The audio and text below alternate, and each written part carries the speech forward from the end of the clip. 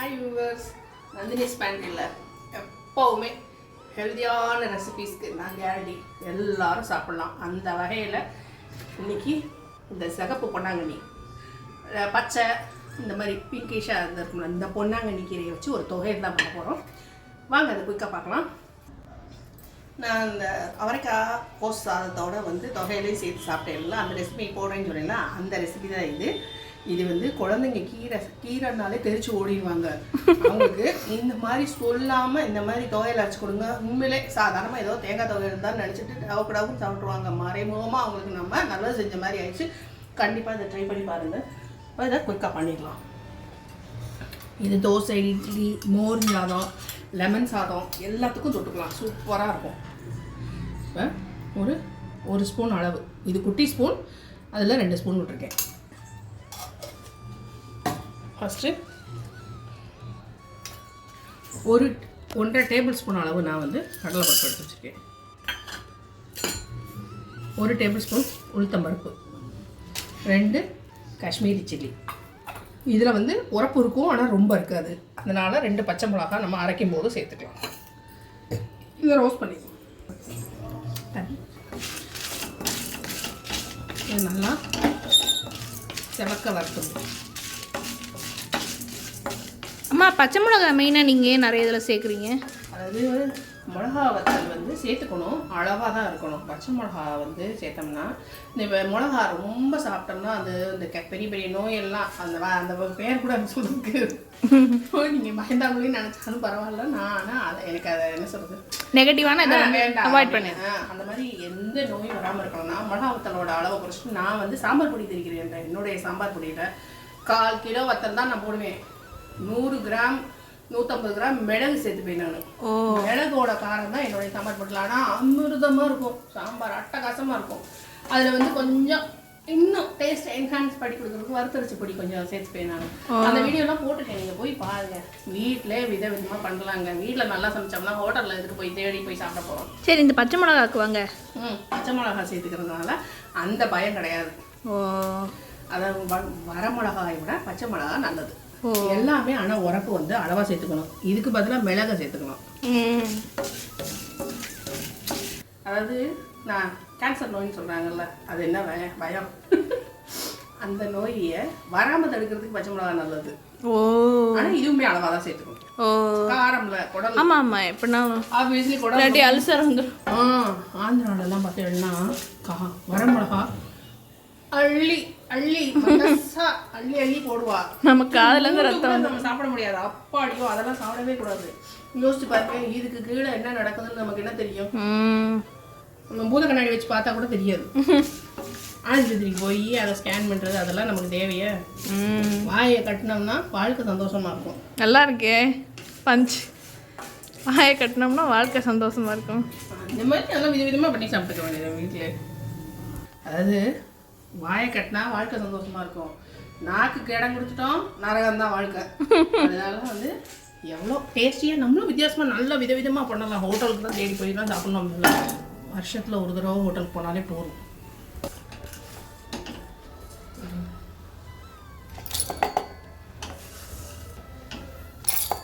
இது வறுத்தாச்சோ? ஆமாம், நல்லா செவக்க வறுத்தாச்சு. மிக்ஸி ஜாருக்கு மாற்றிடலாம். என்னடா குட்டி ஜார் எடுத்துருக்கேன்னு பார்க்காதீங்க. கீரையை வதக்குனா துணுண்டா போயிடும். அது ஒரு கட்டு கீரையில் பாதி. கீரையோட அளவை சொல்லிடுறேன் நான். 1.5 டேபிள் ஸ்பூன் கடலைப்பருப்பு, 1 டேபிள் ஸ்பூன் உளுத்தம்பருப்பு. உரப்பு அவரவர் தேவைக்கு. நான் 2 மிளகா. இதுதான் பயங்கர காரம். இது காரம் இருக்காது, ஆனால் காரம் இருக்குது. சுத்தமாக காரம் இல்லாமல் இல்லை, லைட்டாக காரம் இருக்கும். அதனால இதை எல்லாம் பேலன்ஸ் பண்ணிடும். அதுக்காக பாருங்க, ஒரு பஞ்சு கரெக்டாக ஒரு பஞ்சில் ஒரு கட்டு கீரையில் பாதி அளவு நான் பேலன்ஸ் வச்சுருக்கேன். ஒரு கட்டு கீரையில் இதை நல்லா சுருளை வதக்கணும்.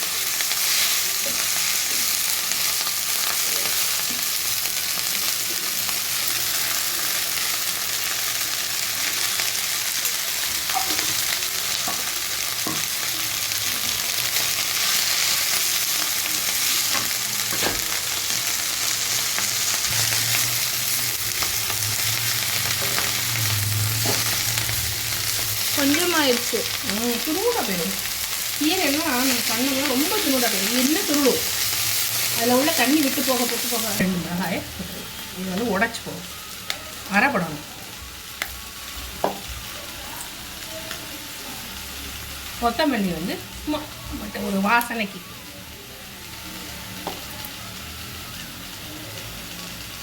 புளி வந்து டேஸ்ட்.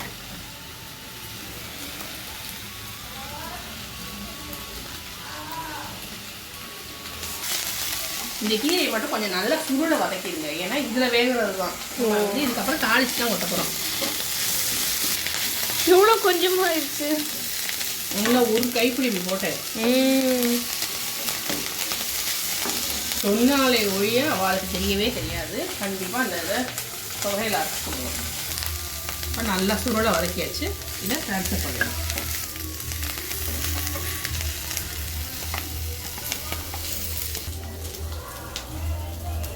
இது நல்லா குக் ஆகிடுச்சு. அதாவது ஓவராக வதக்கணும்னு அவசியம் இல்லை, கொஞ்சம் வதக்கினாலே இது நல்லா வெந்து வந்துடும்.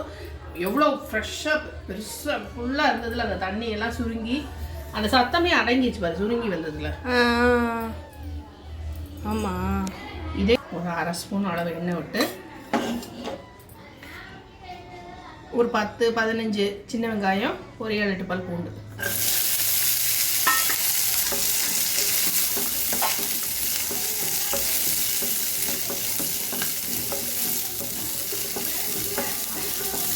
ஒரு 1/2 கப் துருவினா 1/2 கப் அளவு தான் இருக்கும் அளவு தேங்காய் சேர்த்து.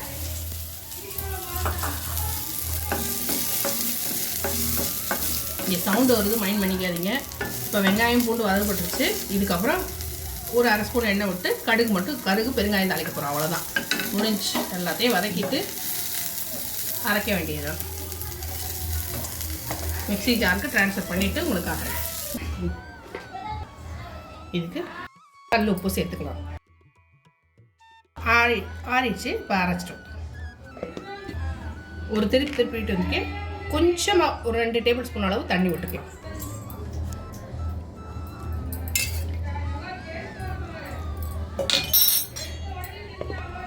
இந்த தொகையில் பொறுத்த வரைக்கும் இது பெருங்காயம் சூட்டோடு இருக்கும்போதே கொஞ்சம் பெருங்காயம் கேளுங்க. 2 டேபிள் ஸ்பூன் அளவு விட்டேன்னா பத்தலைனா, ஏன்னா வடக்குன்னு நிறைய தண்ணி விட்டுறாதீங்க, சட்னி மாதிரி ஆயிடும். சாதத்தில் பிசைஞ்சு சாப்பிட்ற மாதிரி நான் தொகையில் அரைக்கிறேன். இதை நீங்கள் சட்னி மாதிரியும் அரைக்கலாம். இன்னும் ஒரு டேபிள் ஸ்பூன் அளவு தண்ணி விட்டுருவோம். பத்தாததுக்கு அரைப்படணும்ல, ரொம்ப ட்ரையாக இருந்தாலும் அரைப்படாது. அரைச்சாச்சு. வாவ், வாசனையாக இருக்கு. உங்களுக்கு ட்ரான்ஸ்ஃபர் பண்ணிட்டு காட்டுறேன். வாவ். அதே 1/2 ஸ்பூன் அளவு எண்ணெய், 1/2 ஸ்பூன் கடுகு, உளுத்தம் பருப்பு,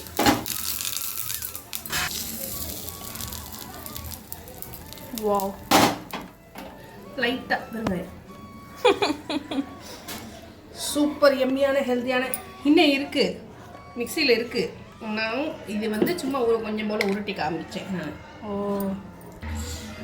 இந்த யம்மியான ரொம்ப ரொம்ப ஹெல்த்தியான ரெசிபி உங்களுக்கு கண்டிப்பாக பிடிச்சிருக்கும் நம்புறேன். இந்த கீரை தொகையில் பொன்னாங்கண்ணி கீரை, சிவப்பு பொன்னாங்கண்ணி கீரை தொகையில் உங்களுக்கு பிடிச்சிருந்துன்னா வீடியோக்கு ஒரு லைக் கொடுத்துருங்க. மறக்காமல் உங்கள் ஃப்ரெண்ட்ஸுக்கு ஷேர் பண்ணுங்கள். நந்தினிஸ் பண்டிகை சப்ஸ்கிரைப் பண்ணிடுங்க. தேங்க்ஸ் ஃபார் வாட்சிங். பாய் பாய். பின்னாடி பயங்கர சவுண்டுங்க, முடியல என்னால். பாருங்க, டேஸ்ட் பண்ணி பார்த்துருவோம்.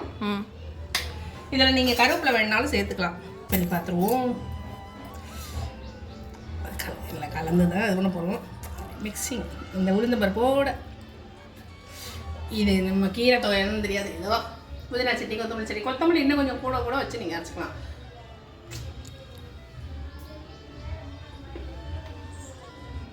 சூனை இதுக்கு விழலையா? மோஸ்ட்லி போடலாம், சுட்டினா சாப்பிட்லாம். வேணாம், சூப்பராக இருக்கும். சாதத்தில் பிசைஞ்சு சாப்பிடலாம். மோரிஞ்ச சாதத்துக்கு சாதத்தில் பிசைஞ்சு சுட்டாப்பளம் ஃபர்ஸ்ட் கிளாஸாக இருக்கும். அதே மாதிரி எலுமிச்சம்பழம் சாதம், தேங்காய் சாதம் அதுக்கு சைட் டிஷ்ஷாக வர மாதிரி கொஞ்சம் டைலூட்டாக அரைச்சி இதில் கருவேப்பிலையும் கொத்தமல்லி இன்னும் கொஞ்சம் கூட வச்சுட்டு டைலூட்டாக அரைச்சிங்கன்னா சட்னி, அதாவது தோசைக்கோ இட்லிக்கோ இல்லை கோதுமை தோசைக்கோ இல்லை கோதுமை தோசை நிறைய பேருக்கு செட் ஆக மாட்டேங்குது. ஆனால் அதோட அருமை வந்து அதை கரெக்டாக வாத்து கொடுத்தோம்னா அதில் ஜீரகத்தை போட்டு ஃபஸ்ட் கிளாஸாக இருக்கும். நேற்று கூட எங்கள் வீட்டில் கோதுமை தோசை தான் டிஃபன். ரொம்ப சப்பாத்தி? சப்பாத்திக்கும் தொட்டுக்கலாம். அதான் சொல்கிறேன்ல, தோசை, இட்லி, சப்பாத்தி எல்லாத்துக்கும் தொட்டுக்கலாம். நம்ம சௌகரியம் தான். தொகையில் டேஸ்ட்டாக இருந்ததுன்னா இது கூட தொட்டுக்கலாமா அது கூட தொட்டுக்கலாமா நம்மளே யோசிச்சு ஐடியா பண்ணிடுவோம். கண்டிப்பாக ட்ரை பண்ணி பாருங்க. பாய்.